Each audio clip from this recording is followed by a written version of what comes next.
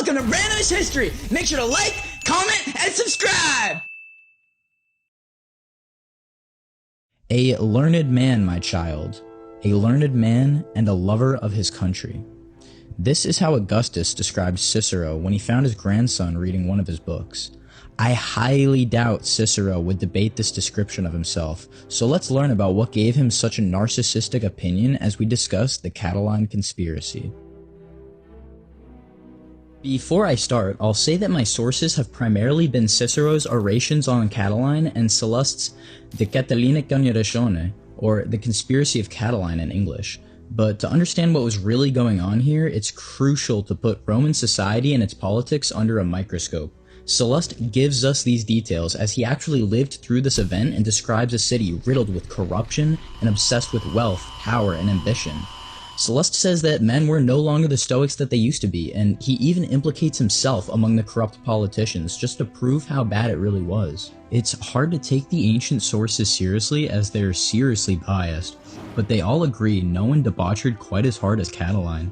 He hung out with the useless dregs of society and spent most of his time corrupting the minds of the adolescent. Yeah, it sounds weird to me too. Catiline would present these young impressionable men with, quote, whores, and spared neither expense nor his own modesty, provided he could make them beholden and loyal to him. Catiline's taboo, erotic nature was talked about adjacently to his deception of youngins.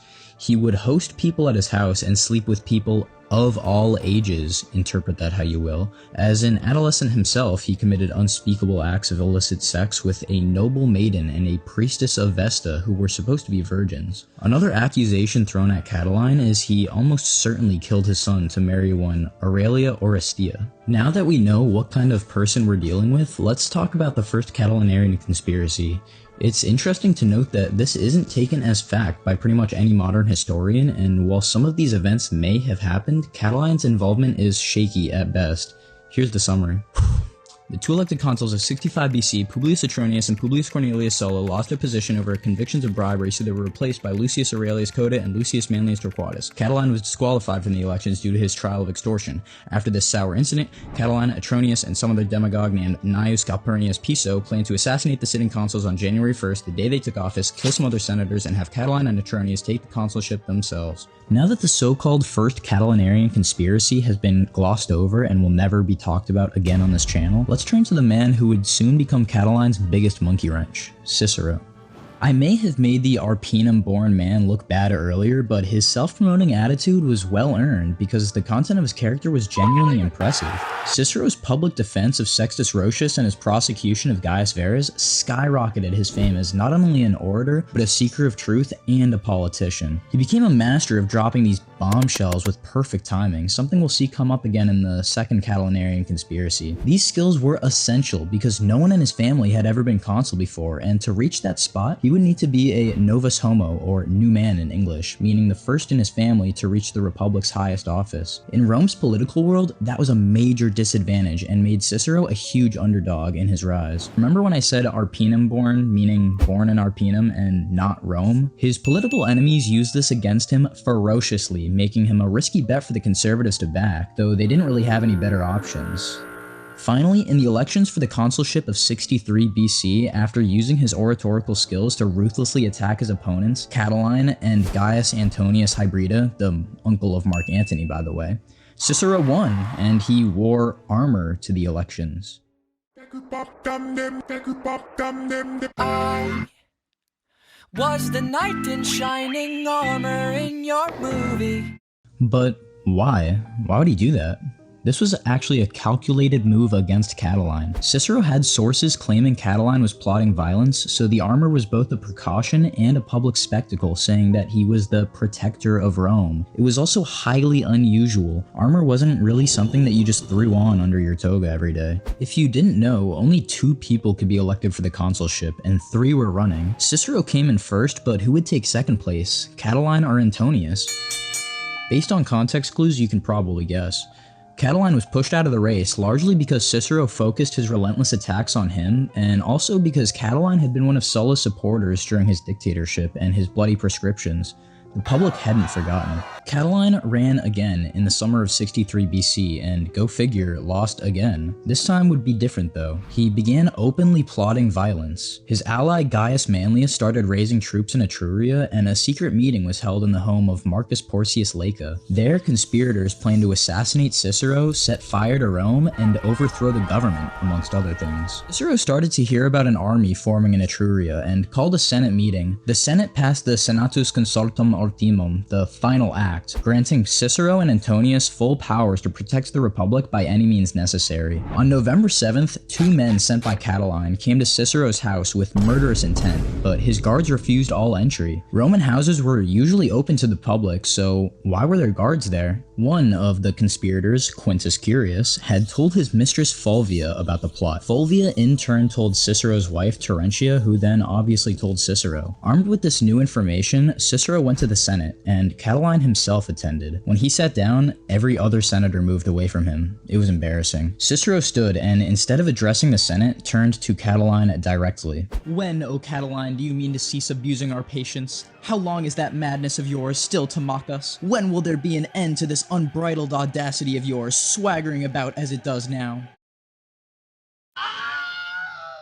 These are the opening lines of Cicero's first oration against Catiline, and the fact that the most famous thing he ever said was basically slow roasting another guy is pretty funny. Still, Cicero laid out the evidence against him and called for the conspirators' deaths without trial. This was unusually harsh for Cicero, especially since the final act already gave him the authority to do so without the Senate's approval, and consulting them on it was honestly more of a courtesy to Catiline, if anything. That same night, Catiline fled Rome to join Manlius in Etruria. The next day, Cicero gave his second oration, assuring the public that the government had everything under control, a phrase I'm sure everyone listening is familiar with. With Catiline gone, the Senate declared him and Manlius hostis, enemies of the state. Not long after, a Gallic tribe from Transalpine Gaul, the Allobrogi, came to Rome to air grievances, something about overreaching governors. Catiline's agents approached them, seeking their help in the conspiracy. Instead, the Allobrogi went straight to Cicero, who told them to play along. Around the same time, several senators received anonymous letters warning them to leave Rome because of the impending slaughter. One recipient, Marcus Licinius Crassus, showed his letter to Cicero, who now had concrete proof of Catiline's plans. Cicero set his trap and managed to capture 5 of the conspirators. He gave his third oration presenting all of his evidence to the public, and then convened the Senate to give his fourth and final oration, asking for their immediate execution. Though he could have acted on his own authority, he wanted a formal vote. One by one, the senators spoke in favor of execution, until a young Gaius Julius Caesar argued that execution was too harsh and authoritarian, which I find hilarious. Many senators began siding with him. And it was Cato the Younger's turn to speak, and he accused everyone who sided with Caesar of cowardice. The mood flipped again, and the vote went Cato's way. During the hearing, armed guards stationed nearby grew extremely aggressive towards Caesar, who was throwing a meltdown over Cato's little number, and the scuffle that ensued became so intense that some feared for Caesar's life there and then. Cicero stepped in and saved him, despite suspecting Caesar of being friendly with Catiline. That moment, small as it may seem, is one of the clearest signs of Cicero's ability to just be a good guy. The 5 captured conspirators, Lentulus, Cethegus, Statilius, Gabinius, and Caperius, were executed in the Tullianum, a Roman prison which was really just an emptied cistern. Catiline meanwhile remained with his army in Etruria. Antonius was dispatched by the Senate to confront him, while another Roman army led by Metellus Celer marched to suppress a related rebellion in Picenum. Catiline was now trapped between 2 armies, and to add insult to injury, word reached his camp that the plot in Rome had failed. Many of his less loyal men deserted, leaving him with about 3,000 now. Realizing him and his troops would starve if he didn't choose between the 2 armies, Catiline moved towards Antonius, hoping that he would switch up and join Catiline based on their prior alliance. But Antonius conveniently handed his command to Marcus Patrius and claimed he had gout. More likely, he just didn't want to face a former friend and wanted to remove any personal bias from the fight. The event that took place subsequently was the Battle of Pistoria, and was a bloody and intense affair. Catiline personally clashed with the loyalists multiple times, which is honestly the most noble thing I've read about him, that he stood and fought with his troops. Petreius's forces eventually broke through, and both Catiline and Manlius were found dead on the field. The rebellion was over.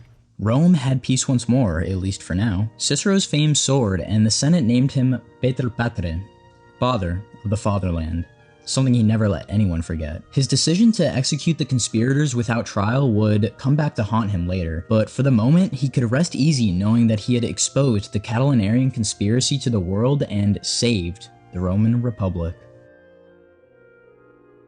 No, but for real guys, huge shout out to my friend Cole Monacia who did all the editing for this video. I could not have done anything without him. He did every single thing that I asked him to do. So huge shout out to him, guys.